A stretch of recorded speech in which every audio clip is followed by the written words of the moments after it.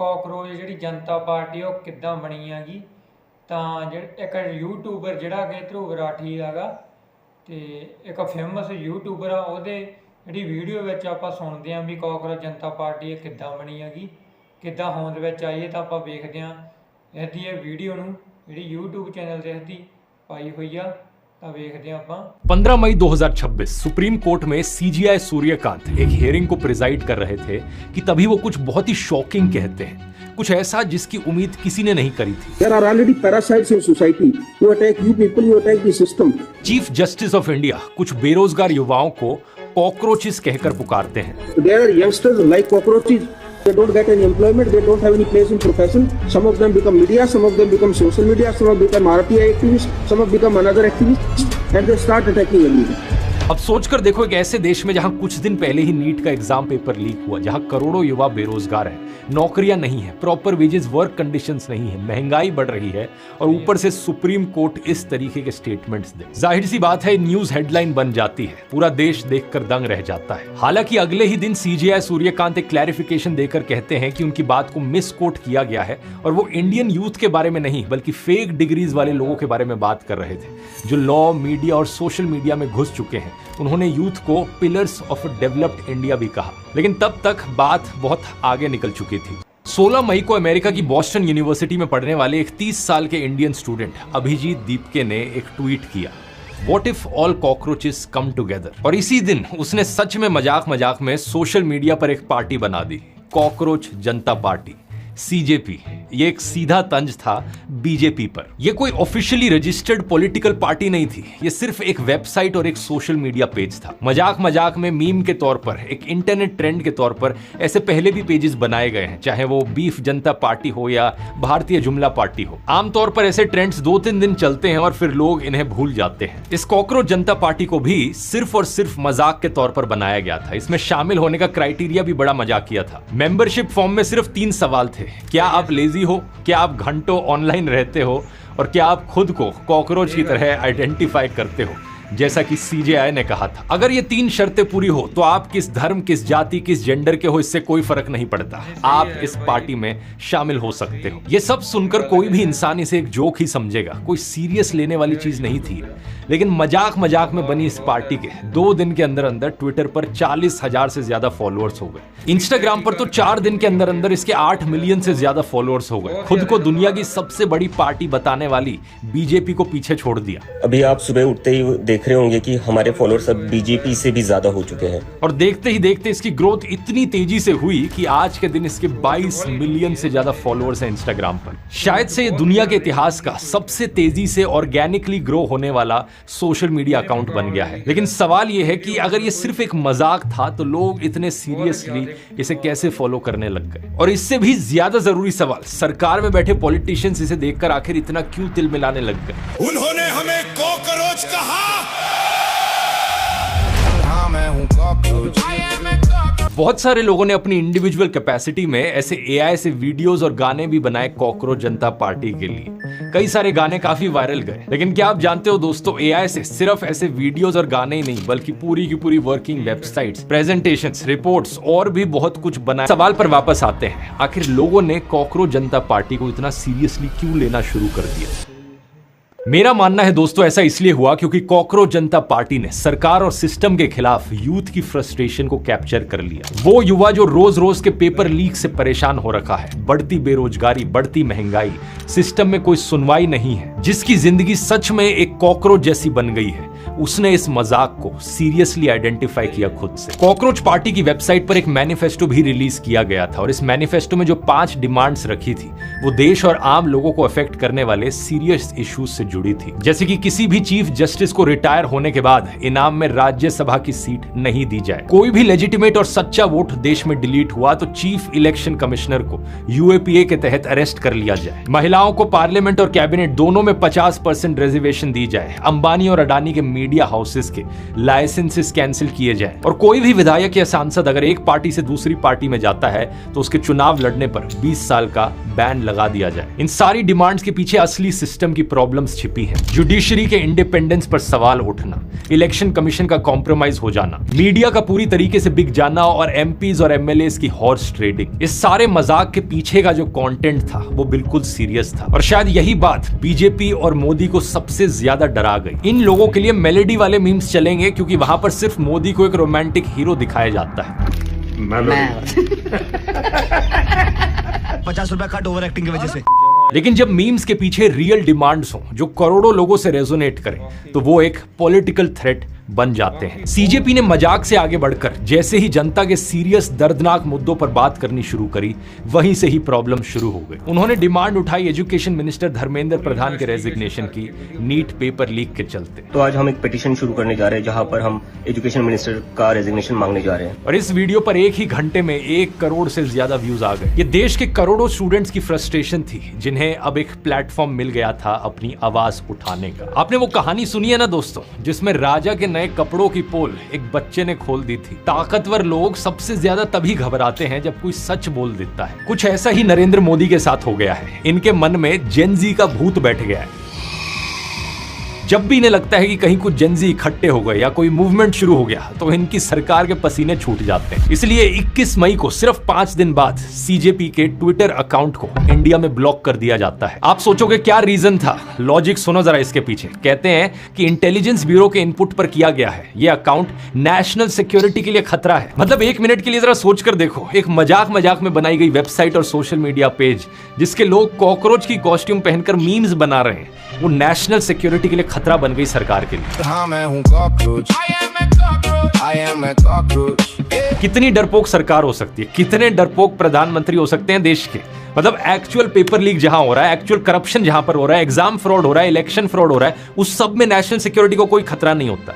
लेकिन कोई इंटरनेट पर थोड़ा मजाक कर दे तो वो नेशनल सिक्योरिटी के लिए खतरा बन जाता है। ओरिजिनल ट्विटर अकाउंट बैन होने के बाद सीजेपी ने एक बैकअप अकाउंट बनाया, कॉकरोच इज बैक नाम। इसके बाद इनके इंस्टाग्राम पेज को हैक करने की कोशिश की गई। इतनी बार इनके अकाउंट में लॉगिन करने की ट्राई करी गई कि 23 मई को अभिजीत ने ट्वीट करके कहा कि अब उनके पास सीजेपी के किसी भी प्लेटफॉर्म का एक्सेस नहीं है। उसके बाद इनकी वेबसाइट को भी बंद कर दिया गया। इस वक्त तक 10 लाख लोगों ने सीजेपी का मेंबर बनने के लिए साइन अप कर लिया था और 6 लाख से ज्यादा लोग धर्मेंद्र प्रधान के रेजिग्नेशन की पिटीशन पर साइन कर चुके थे। बात सिर्फ यहां तक नहीं रुकी, अभिजीत का व्हाट्सएप नंबर भी लीक कर दिया जाता है और उसे व्हाट्सएप पर डेथ थ्रेट्स आने लगते हैं। एक मैसेज में सीधी धमकी दी जाती है, सुन पैसे मिलेंगे तुझे, ये अकाउंट बंद कर दे या बीजेपी में आ जा वरना अमेरिका में भी मरवा देंगे तुझे। ये एक सीधे तौर पर डेथ थ्रेट था। पहले पैसे का ऑफर किया गया और फिर जान से मारने की धमकी दी गई। और भी ऐसी धमकियां आई। अभिजीत ने इन सारी धमकियों को पब्लिकली पोस्ट किया, नंबर भी दिखाया जिस बंदे ने ये धमकी दी थी उसका, लेकिन फिर भी पुलिस ने कोई एक्शन नहीं लिया। बाद में अभिजीत की फैमिली को भी थ्रेटन किया जाता है और बीजेपी के ट्रोल अकाउंट्स इनडायरेक्ट फैमिली को भी जान से मारने की धमकी देते हैं। कहते हैं कि ये तो यूएसए में रहता है, उसकी फैमिली तो अभी भी इंडिया में ही रहती है। मैं तुझे अभी भी बोल रहा हूँ, तेरे पास टाइम है, बीजेपी में आ जा, तेरी जरूरत है, ये ज्यादा बेनिफिशियल रहेगा तेरे लिए। बाकी तू कहाँ रहता है, तेरे मम्मी पापा कहाँ रहते हैं, सब पता है हमें।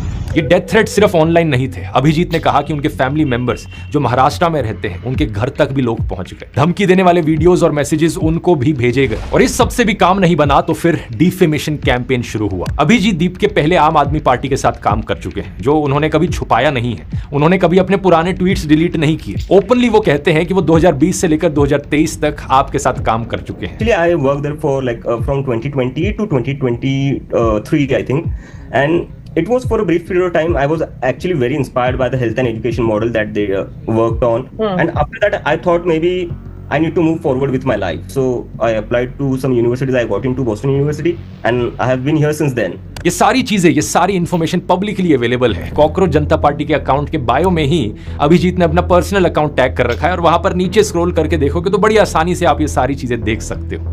लेकिन इस सबको ऐसे प्रेजेंट किया गया कि जैसे कोई मेजर स्कैंडल हो। बीजेपी के एमपी निशिकांत दुबे ने आरोप लगाया कि दीपके के आम आदमी पार्टी के थ्रू विदेशी ताकतों से लिंक है। कई अकाउंट्स अभिजीत की मनीष सिसोदिया के साथ पुरानी फोटोज ऐसे शेयर करने लगे कि जैसे कोई बहुत बड़ी कंस्पिरेसी हो। लेकिन आप मुझे बताओ दोस्तों, अगर आम आदमी पार्टी को सही में कोई सीक्रेट कॉवर्ट ऑपरेशन करना होता तो वो एक ऐसे चेहरे को क्यों चुनती जिसकी इतनी सारी पब्लिक इंफॉर्मेशन अवेलेबल है। अगर सही में ये कोई प्लान स्ट्रेटेजी थी तो अभिजीत अपना कनेक्शन और छुपाने की कोशिश करता, सीजेपी के मेन अकाउंट पर अपना पर्सनल अकाउंट ऐसे टैग ना करता। आम आदमी पार्टी को अगर सही में ऐसा कुछ सीक्रेटली कराना होता तो वो एक ऐसे इंसान को चुनते जिसका कोई पब्लिक प्रोफाइल ना होता। और दूसरा जरा ये सोचकर देखो कौन सी बड़ी चीज हो गई कि अगर उसने पहले एक पॉलिटिकल पार्टी में काम कर लिया तो। इस लॉजिक से तो राघव चड्डा भी पहले आम आदमी पार्टी में थे, शुभेंदु अधिकारी भी पहले टीएमसी में थे, हिमंता बिस्वा शर्मा भी पहले कांग्रेस में थे। हेमंत शर्मा जी करप्ट थे या नहीं थे? चलो भैया जी, मैं जवाब देना नहीं चाहता इसका, इस तरह से क्वेश्चन नहीं करते। तो क्या ये कहा जा सकता है कि बीजेपी में एक सीक्रेट कॉवर्ट ऑपरेशन चल रहा है इन सारी पार्टीज का? कोई भी सेंस है इस बात का? अब जब ये लॉजिक फेल हुआ तो इन्होंने डीप स्टेट कंस्पिरेसी चलानी शुरू करी। बीजेपी आईटी सेल के लोग क्लेम करने लगे कि पुणे पुलिस रिकॉर्ड्स में दीपके को आईएसआई पेड एसेट फ्लैग किया गया है। डीप स्टेट थ्योरीज चलाने लगे कि यूएस जेनजी प्रोटेस्ट के जरिए डेमोक्रेटिक देशों को पॉलिटिकली वीक करता है। इस सब के बीच में एक ये इमेज भी बड़ी फैलाई गई कि देखो कॉकरोच जनता पार्टी के मैक्सिमम फॉलोअर्स पाकिस्तान से आते हैं, 49% फॉलोअर्स पाकिस्तानी हैं। वैसे अगर आपको याद हो दोस्तों 2024 की लोकसभा इलेक्शंस के दौरान जब मेरा यूट्यूब चैनल भी बड़ा वायरल जाने लग रहा था तो इन्होंने सेम कंस्पिरेसी थ्योरीज मेरे खिलाफ भी फैलाई थी कि देखो ध्रुव राठी के मैक्सिमम फॉलोअर्स पाकिस्तान बांग्लादेश से आते हैं। ये बात सरासर झूठ थी और कॉकरोच पार्टी के केस में भी ये बात सरासर झूठ है। ऊपर से नोट करने वाली बात यह है कि जो इंसान अपने अकाउंट को चला रहा है उसके अलावा उस अकाउंट के फॉलोअर्स कहां से आते हैं ये कोई और नहीं देख सकता। यूं ही अपने मन से कुछ भी इमेजेस बनाकर ये लोग फैलाते रहते हैं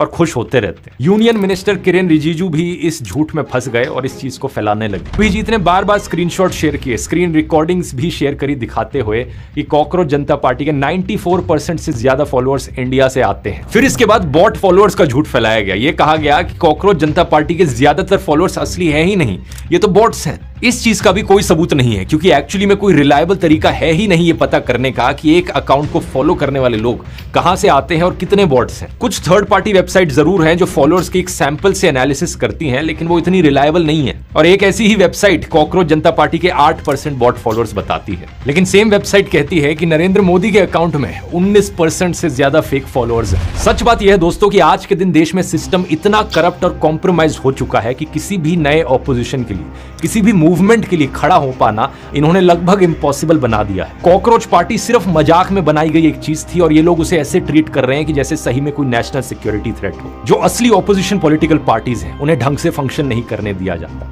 उनके एमपीज और एमएलएस को धमकाकर, जेल का डर दिखाकर या ईडी सीबीआई के प्रेशर से तोड़ लिया जाता है। पूरा मीडिया उनके खिलाफ डिफेमेशन और डिसइंफॉर्मेशन की कैंपेन चलाता है। कई केसेस में तो उन पार्टीज को तोड़कर उनके सिंबल्स तक उनसे छीन लिए जाते हैं। ना इलेक्शन कमीशन और ना सुप्रीम कोर्ट से उन्हें कुछ मदद मिलती है। और मैं यहाँ कोई एक पार्टी की बात नहीं कर रहा, देश में सभी ऑपोजिशन पॉलिटिकल पार्टीज का लगभग यही हाल है। Shiv Sena, NCP, Aam Aadmi Party, Congress, TMC, BJD, SP, इन सभी को यह सब झेलना पड़ रहा है कि इनका सर्वाइवल ही यहाँ पर मुश्किल हो गया है। केरला के फॉर्मर चीफ मिनिस्टर जो सीपीआईएम पार्टी से हैं, कल ही की खबर है कि उन पर ईडी की रेड पड़ी। मतलब जिन ऑपोजिशन पार्टीज की एक छोटे से रीजन में थोड़ी बहुत प्रेजेंस भी बची है उसे भी पूरी तरीके से खत्म करने की कोशिश की जा रही है। देश में डेमोक्रेसी की हालत इतनी खराब है कि एक मजाकिया ऑनलाइन पार्टी के अकाउंट्स को भी रहने नहीं दिया जाता। सरकार के खिलाफ आवाज उठाना तो छोड़ो, कोई हंसी मजाक की रील्स भी बना दे, लोगों के अकाउंट्स बैन कर दिए जाते हैं, लोगों को डेथ थ्रेट्स मिलते हैं। जिधर मिलेगा ना होगा, समझा क्या?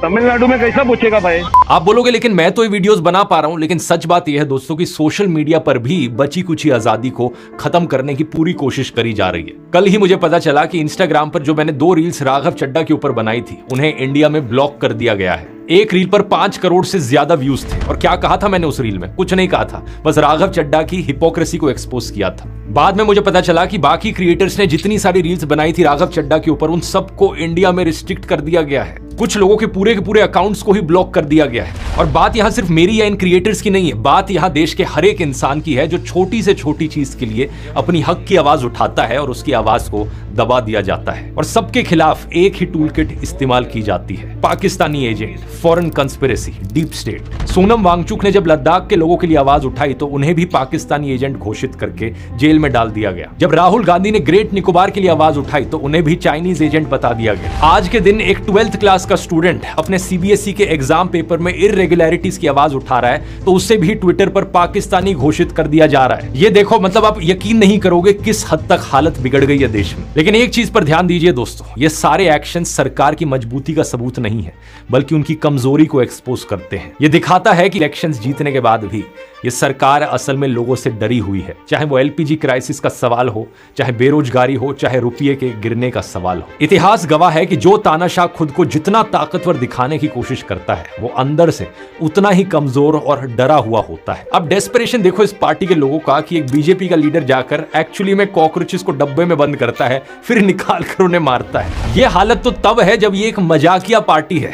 क्या होगा अगर एक्चुअली में लोग सड़कों पर उतर गए? फिलहाल के लिए कॉकरोच जनता पार्टी को अपनी वेबसाइट और अपने इंस्टाग्राम अकाउंट का एक्सेस वापस मिल गया है। हालांकि इंस्टाग्राम पर अभी भी कई सारी पोस्ट उनकी रिस्ट्रिक्ट और ब्लॉक करी जा रही हैं और ट्विटर अकाउंट अभी भी इंडिया में ब्लॉक्ड है। उसको लेकर ये कोर्ट गए हैं अपील करने। लेकिन सवाल यहां पर यह है कि इस मूवमेंट का आगे क्या होगा। सच बताऊं तो इसका जवाब कॉकरोच जनता पार्टी के चलाने वाले लोगों पर और उनके फॉलोअर्स पर डिपेंड करता है। सोचकर देखो, 2 करोड़ से ज्यादा लोग उस अकाउंट को फॉलो करते हैं। अगर हर एक इंसान जो इस अकाउंट को फॉलो कर रहा है वो अपनी प्रोफाइल पिक्चर बदलकर कॉकरोच जनता पार्टी लगा ले और वही पोस्ट करने लग जाए जो कॉकरोच जनता पार्टी का मेन अकाउंट करने लग रहा है, तो ये जो सारी सेंसरशिप करने की कोशिश की जा रही है ये वहीं पर फुस हो जाएगी। अगर 2 करोड़ लोग अपना पूरा प्रोफाइल बदल लें और खुद से काम करने लग जाएं तो ये पूरी मूवमेंट डिसेंट्रलाइज्ड बन सकती है। और ये तो सिर्फ एक आइडिया है। अगर जनता सही में इकट्ठे होकर अपनी ताकत दिखाने लग गई ना तो कोई तानाशाह कुछ नहीं कर पाएगा।